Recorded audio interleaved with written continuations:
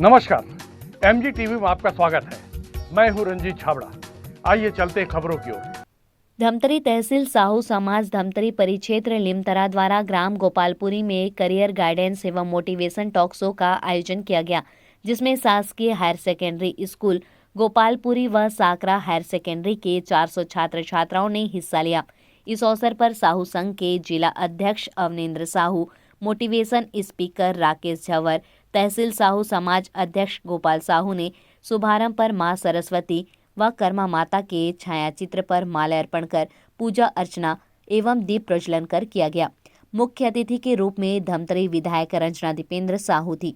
अतिथियों का स्वागत समाजजनों द्वारा किया गया। वहीं विधायक रंजना दीपेंद्र साहू ने अपने उद्बोधन में तहसील साहू समाज के आयोजन की प्रशंसा करते हुए छात्र छात्राओं को विभिन्न प्रतियोगिताओं परीक्षाओं जैसे सीजी व्यापम, CGPSC, SSC आदि परीक्षा पैटर्न से संबंधित जानकारियां दी गई। विद्यार्थियों को प्रोत्साहित करने और उनके आत्मविश्वास को बढ़ाने के लिए विभिन्न उदाहरणों के माध्यम से उन्होंने अपनी बात रखी। जिला साहू संघ अध्यक्ष अवनेंद्र साहू ने छात्र छात्राओं को कैरियर गाइडेंस कार्यक्रम आयोजकों को बधाई दी और छात्र छात्राओं को उज्जवल भविष्य की कामना की। मोटिवेशन स्पीकर राकेश झंवर ने जुनून जीत का मूल मंत्र देते हुए विद्यार्थियों को पढ़ाई, अच्छे परीक्षा परिणाम, परीक्षा में अच्छे अंक अर्जित करने एवं आगे करियर के सही चयन के संबंध में आवश्यक सुझाव दिए गए।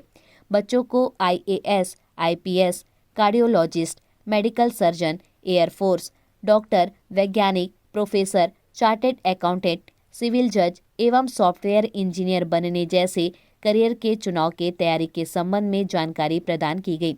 वहीं इस अवसर पर ग्राम पंचायत बोडरा सरपंच प्रतिनिधि भगत यादव, जनपद सदस्य मानिक साहू, प्राचार्य, शिक्षक, शिक्षिका सहित साहू समाज के पदाधिकारी हंसराज साहू, निर्मल साहू, मेवालाल साहू, मीडिया प्रभारी माधविन हिरवानी, खेमराज साहू, तुकाराम साहू सहित समाज जन बड़ी संख्या में उपस्थित थे। ना मैं रख सकता हूं, लेकिन आप मुझसे जो जो पूछेंगे मैं उसके बारे में आपको बताऊंगा और कुछ ऐसी नई फील्ड के बारे में भी आपको आज बताऊंगा कि यहां पर भी आप अपने करियर ऑप्शन का प्लान कर सकते हैं।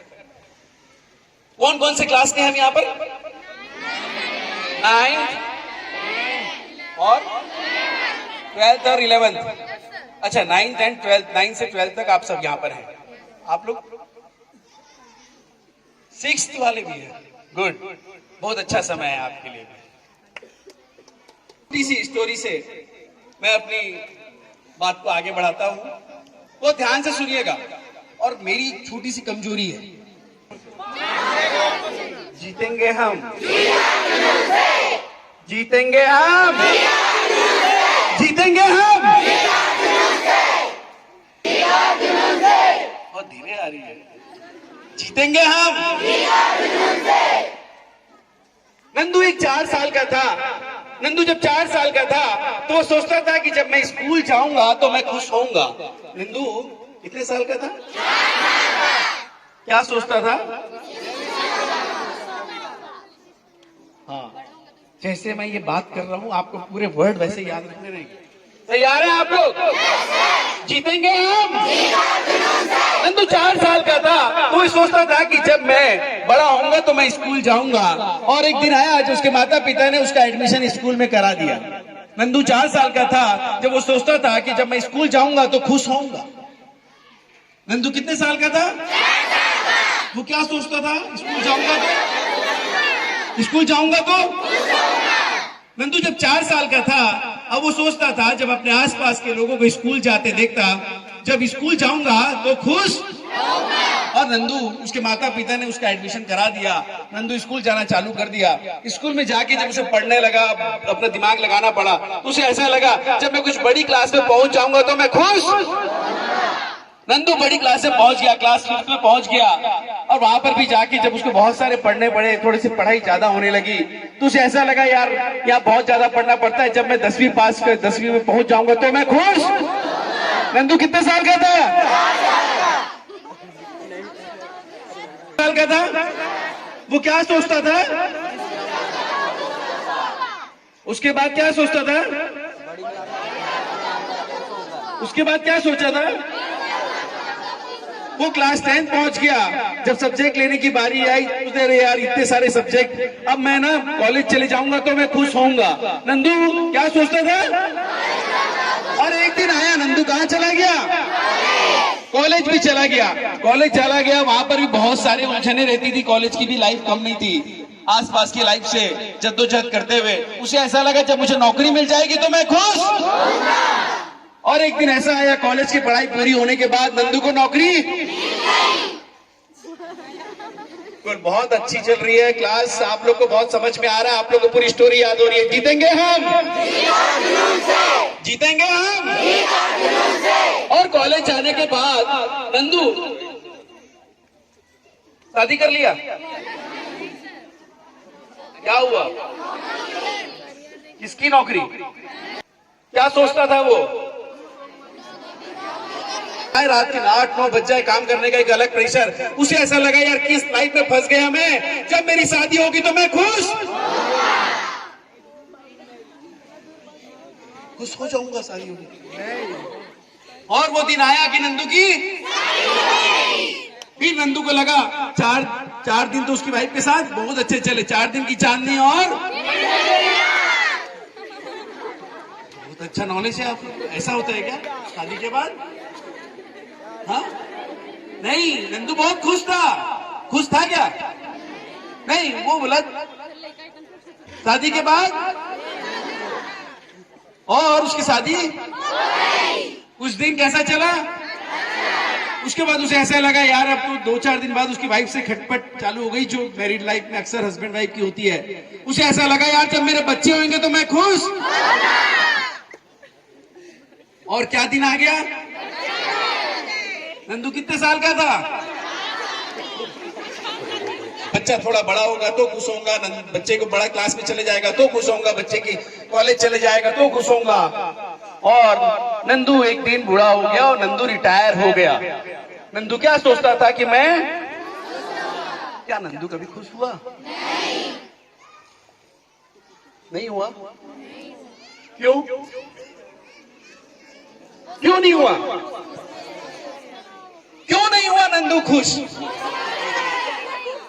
क्यों नहीं हुआ? मालूम है क्यों नहीं हुआ? 99% लोग जो हम लोग हैं हमेशा फ्यूचर में रहते हैं। हम आगे का ज्यादा सोचते हैं, हम वर्तमान को छोड़ देते हैं, वर्तमान को जीते ही नहीं। आप जिस क्लास में है ना, वो आपकी पढ़ाई आपको बड़ी टफ लगती है, बड़ी कठिन लगती है। अरे क्या पढ़ रहे हैं हम, क्या ये लाइफ में काम आने वाली है? आप फ्रेंड्स आपस में बात करते हैं, इतना इतना पढ़ाते हैं हमको। क्या पढ़ाते हैं? क्या क्या सब्जेक्ट पढ़ते हो आप? ये साइंस कभी काम आएगी, ये मैथ्स कभी काम आएगा, ये सोचते हैं आप? फिर ज्यादा होता है तो अपने आप को तसल्ली देने के लिए बोलते हैं हमारे मम्मी पापा तो कम पढ़े लेकिन फिर भी तो कहां पहुंच गए। ऐसा ही है, हम वर्तमान में नहीं रहते हैं और भविष्य के बारे में सोचते हैं।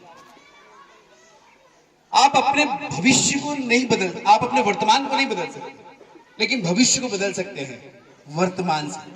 अपने वर्तमान में अपने आप को बदल के आप अपना भविष्य बदल सकते हैं। फ्यूचर में ना रहे। वर्तमान में ज्यादातर बच्चे, बहुत सारी क्लास लेने के बाद एक चीज समझ में आई कि ज्यादातर बच्चे फ्यूचर में रहते हैं। वो मालूम है, वो जो मोबाइल है, जानते हैं ना मोबाइल क्या होता है? आपको चाहिए ना? चाहिए ना? चाहिए बोल रही है। हाँ?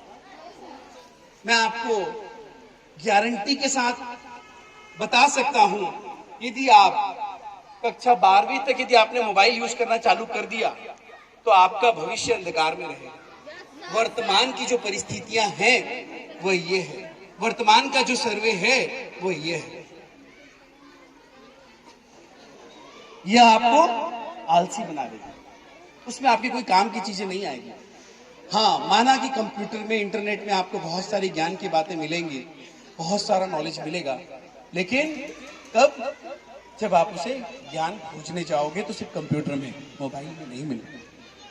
बात हम आगे करेंगे, उसके पहले आप पर्टिकुलर किसी करियर ऑप्शन के बारे में जानना चाहते हैं कि आपको सीए कैसे बनना है? क्या आपको मालूम है सीए बनने के लिए क्या है? कौन सीए बोला था बनने के लिए? यस, जो सीए के लिए हाथ उठाए थे, हाँ। आपको मालूम है बेटा प्रोसेस क्या है सीए बनने का? बिल्कुल, जो मालूम है वो बताओ। नहीं मालूम तो मैं बताऊंगा। मैं आया ही आपके लिए इसीलिए हूं कि आपको बताऊंगा कि सीए कैसे बना जाता है। आपको क्या मालूम है? मुझे मैं सिर्फ इतना जानना चाहता हूं। नहीं पता?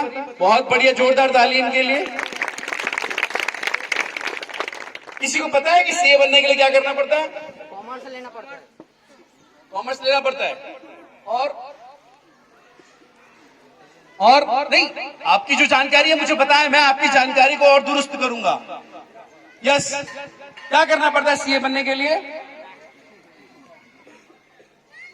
कॉमर्स लेना कहीं जरूरी नहीं है कि आप कॉमर्स लोगे तो ही सीए बनोगे। सबसे पहले अपने दिमाग से इस बात को हटा दीजिए। आप मैथ्स भी लेते हैं या कॉमर्स लेते हैं, दोनों भी लेते हैं सब्जेक्ट, तो आप चार्टर्ड अकाउंटेंट बन सकते हैं। सीए का मतलब होता है चार्टर्ड अकाउंटेंट। बहुत पढ़ाई करनी पड़ती है चार्टर्ड अकाउंटेंट बनने में, और पूरे भारत की 3 ऐसी ऑर्गेनाइजेशन हैं जिसमें रिजर्वेशन लागू नहीं होता, आरक्षण लागू नहीं होता। उसमें अपने टैलेंट के दम पे ही बनना पड़ता है। बाकी ऐसी कोई फील्ड नहीं है कि जिसमें रिजर्वेशन नहीं रहता। वो है 3 चीजें हैं। एक सीए चार्टर्ड अकाउंटेंट, जिसको हम सीए के बारे में बोलते हैं कि जो आर्थिक अन्वेषण करते हैं। दूसरा है कंपनी सेक्रेटरी। हर कंपनी को एक कंपनी सेक्रेटरी की जरूरत होती है। वैसे इंस्टीट्यूट ऑफ कंपनी सेक्रेटरी से आप एग्जाम पास करते हैं, उसके एग्जाम्स को फाइट करते हैं तो आप कंपनी सेक्रेटरी बन सकते हैं। वहां पर भी रिजर्वेशन नहीं होता। एक होता है ICWA, institute of cost and works accounts of India. ये 3 फील्ड ही ऐसी है जिसमें रिजर्वेशन नहीं लगता, लेकिन इसमें पढ़ने के बाद आपका भविष्य बहुत ऊंचा रहता है। हर तरीके के आपको सीए मिलेंगे जो आपको लोकल में भी काम करते हैं और बड़ी बड़ी ऑर्गेनाइजेशन में भी काम करते हैं। चार्टर्ड अकाउंटेंट बनने के लिए आपको सबसे पहले उसकी 12th के बाद फाउंडेशन का एग्जाम देना रहता है। जीतेंगे हम, जीतेंगे हम। सीए फाउंडेशन का एग्जाम, सीएस फाउंडेशन का एग्जाम और ICWA फाउंडेशन का एग्जाम जब आप देते हैं, वो फाउंडेशन का एग्जाम क्लियर करने के बाद आप उसकी परीक्षा में जाते हैं। उसमें 2 पार्ट होता है, एक इंटर और एक फाइनल। इंटर में आपके 8 सब्जेक्ट होते हैं, फाइनल में 8 सब्जेक्ट होते हैं। 2 ग्रुप में वो डिवाइड होता है। 4 के ग्रुप में, first group second group, final का भी first group second group 4 subject में होता है। और उसमें आपको पास होने के लिए अधिकतम 50% मार्क्स की आवश्यकता होती है। उसमें आपका कंपटीशन आपके खुद से होता है, उसमें कोई रिजर्वेशन नहीं होता है। ये बहुत अच्छी फील्ड है, इसमें आप करियर ऑप्शन बना सकते हैं। एक CAS और ICWA की एक साधारण नॉर्मल सैलरी, जब आप एक बेसिक सैलरी की बात करेंगे तो लगभग हमारे भारत में 70 से 80 हजार रुपए की 50 हजार प्लस से 70-80 हजार की एक एवरेज सैलरी आती है।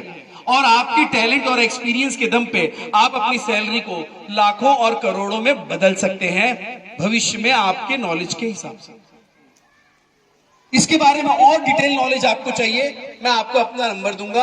आप मुझसे उस एग्जाम के बारे में, कैसे आप उस एग्जाम में अपीयर कर सकते हैं, कैसे रजिस्ट्रेशन कर सकते हैं, वो मैं आपको पूरी डिटेल जानकारी दे दूंगा। वैसे आप चाहें तो इंटरनेट में आपके स्कूल में कंप्यूटर की सुविधा होगी। ICAI करके आप वेबसाइट में जाकर आप सर्च कर सकते हैं एंड CA फाउंडेशन डाल के cafoundation.org.in पे जाकर आप पूरी नॉलेज ले सकते हैं। जीतेंगे हम, जीतेंगे हम। एक बच्चे ने कहा था कि मुझे एग्रीकल्चर की फील्ड में जाना है, कृषि के क्षेत्र में जाना है। मैं अप्रिशिएट करता हूं कि हम ग्रामीण क्षेत्र में रहते हैं और आपने कृषि को ही अपना क्षेत्र चुना। मैं उस बच्चे को बहुत बहुत उसके उज्जवल भविष्य की शुभकामनाएं देता हूं। कृषि के क्षेत्र में कितनी संभावनाएं हैं, अपार संभावनाएं, क्योंकि ये एक ऐसा प्रोडक्ट है, आप देखेंगे पूरा विश्व यदि मंदी से गुजर रहा है, लेकिन फिर भी हमारे भारत देश की आर्थिक स्थिति बहुत सुदृढ़ है। उसका एकमात्र कारण है कि आज भी हमारे भारत में 85% जो पॉपुलेशन है वो एग्रीकल्चर पे आधारित है। एग्रीकल्चर उनका बेस है। सिर्फ 10-15% है जिनको आप उद्योग या जॉब के क्षेत्र में होंगे, 85% हम भारतीय कृषि पे आधारित हैं और हमारे यहाँ का उत्पादन पूरे विश्व में निर्यात होता है। और हम पहले तो हम छत्तीसगढ़ को धान का कटोरा कहा जाता था। वर्तमान में पैदावार इतनी तेजी से बढ़ रही है कृषि के क्षेत्र में, शायद अब वो कटोरा नहीं बोल के बाल्टी या जो भी बड़ी चीज बोल सकते हो आप, बड़ी कढ़ाई, जो भी पहले धान के कटोरे के रूप में हम जाने जाते थे। ऐसा ही है, जीतेंगे हम। कॉलेज है जो 70 ऐसे कॉलेज है जहाँ पे आप एडमिशन ले सकते हैं, उसमें भी लेने के लिए आपको एक कॉम्पिटिटिव एग्जाम फाइट करनी पड़ती है। और एग्रीकल्चर पे आपको सिर्फ ऐसा नहीं कृषि करना ही सिखाया जाता है, उसमें आपका होता है एग्रीकल्चर इंजीनियरिंग, वानिकी, उद्यानिकी विज्ञान, गृह विज्ञान, वानिकी विज्ञान, रेशम उद्योग भी एग्रीकल्चर में आता है, कृषि इंजीनियरिंग। कृषि में इतनी सारी टेक्नोलॉजीज आ गई हैं कि आप पूरी की पूरी कृषि पद्धति आप ऑटोमेशन बेस पे कर सकते हैं। वर्तमान में हम जूझते हैं कि हमें लेबर नहीं मिल रहे हैं, लेकिन आप ऐसे ऑटोमेशन फील्ड में जा सकते हैं कि उसमें अपनी टेक्नोलॉजी, उसमें एक इंजीनियरिंग होता है कृषि इंजीनियरिंग। वैसी होती है डेयरी इंजीनियरिंग। पूरे इंडिया में, भारत में डेयरी इंजीनियरिंग का कोर्स होता है। फूड टेक्नोलॉजी, हर जितनी भी फूड की कंपनियां हैं, जितने 5 स्टार होटल हैं, जितने बड़ी होटल हैं, उनको एक फूड टेक्नोलॉजिस्ट रखना पड़ता है। ये FSSAI का नियम है कि एक फूड टेक्नोलॉजिस्ट, इस फूड टेक्नोलॉजिस्ट यदि आप बनते हैं, वो भी कृषि पे आधारित होता है। कृषि विश्वविद्यालय, कृषि महाविद्यालय में इसके कोर्स संचालित होते हैं। यदि वहां पर आप फूड टेक्नोलॉजिस्ट का कोर्स करते हैं, पूरे विश्व में सिर्फ 10 से 12 कंट्रीज में होता है और किसी कंट्री में नहीं होता। और उसमें सबसे ज्यादा डिमांड इंडियंस की रहती है। भारतीय फूड टेक ज्यादातर डिमांड उनकी रहती है जिसकी सैलरी आप लाखों रुपए में आप उसकी सैलरी पा सकते हैं। पूरे विश्व में उसकी डिमांड रहती है, ना ही सिर्फ छत्तीसगढ़ या आप धमतरी या फिर आप भारत। साहू जी और परिक्षेत्र उपाध्यक्ष श्रीमती रेणुका साहू जी, आप लोग भी मैडम का स्वागत करेंगे, विधायक महोदया जी का।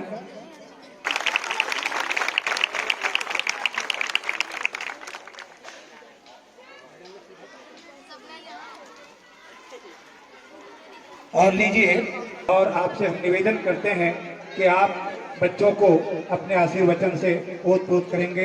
आदरणीय